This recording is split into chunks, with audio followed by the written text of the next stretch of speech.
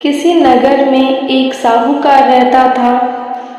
उसके घर में धन की कोई कमी नहीं थी, लेकिन उसकी कोई संतान नहीं थी, जिस वजह से वो बहुत दुखी था। पुत्र प्राप्ति के लिए वह भगवान शिव प्रत्येक सोमवार का व्रत रखता था और पूरी श्रद्धा के साथ शिवालय जाकर भगवान शिव और पार्वती जी की पूजा करता था। उसकी भक्ति देखकर माता पार्वती प्रसन्न हो गई और भगवान शिव से उस साहूकार की मनोकामना पूर्ण करने का निवेदन किया। पार्वती जी की इच्छा सुनकर भगवान शिव ने कहा, हे पार्वती, इस संसार में हर प्राणी को उसके कर्मों के अनुसार फल मिलता है। जिसके भाग्य में जो होगा उसे भोगना ही पड़ता है।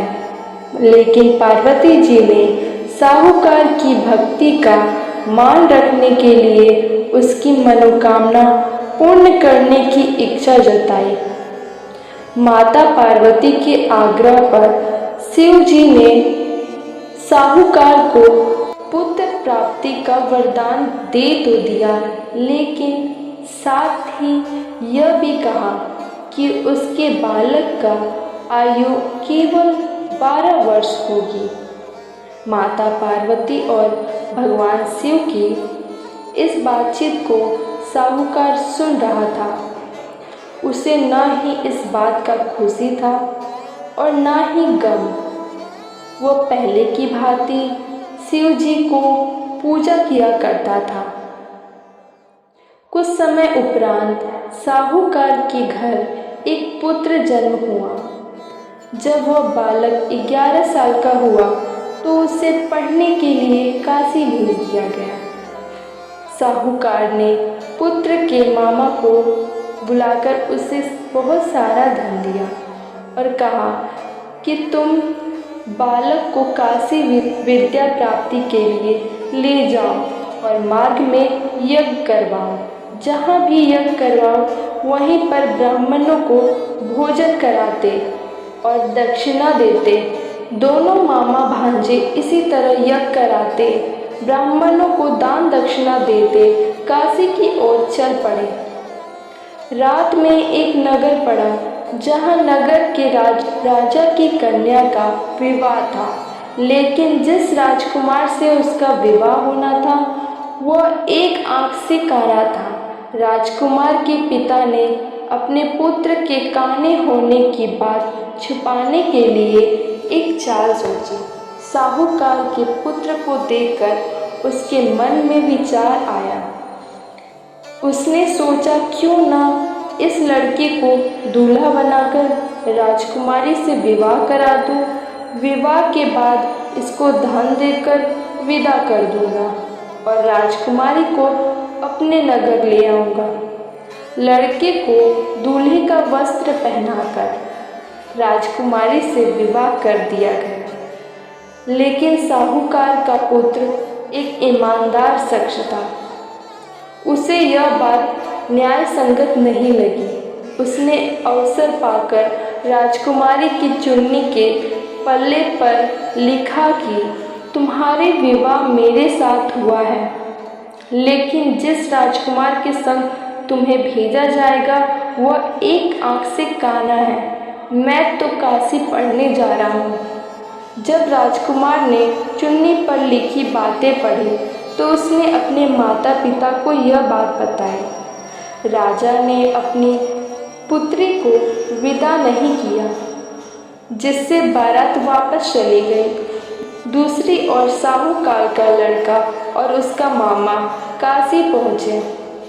वहाँ जाकर उन्होंने यज्ञ किया। जिस दिन लड़के की आयु 12 साल हुई उसी दिन यज्ञ रखा गया।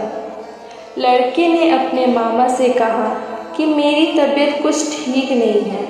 मामा ने कहा, तुम अंदर जाकर सो जाओ। शिवजी के वरदान अनुसार कुछ ही क्षणों में उस बालक के प्राण निकल गए। मित्र भांजे को देख उसके मामा ने विलाप शुरू किया। संयोगवश उसी समय शिव जी और पार्वती जी उधर से जा रहे थे।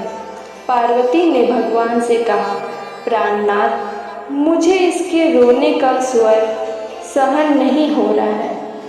आप इस व्यक्ति के कष्ट को अवश्य दूर करें। जब शिव जी मृत बालक के समीप गए, वह बोले, यह उसी साहूकार का पुत्र है जिसे मैंने 12 वर्ष पहले आयु का वरदान दिया था। अब इसकी आयु पूरी हो चुकी है।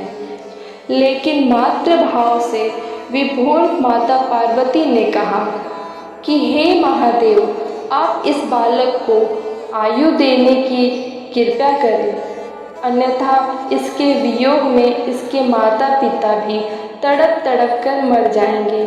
माता पार्वती के आग्रह पर भगवान शिव ने उस लड़के को जीवित होने का वरदान दिया।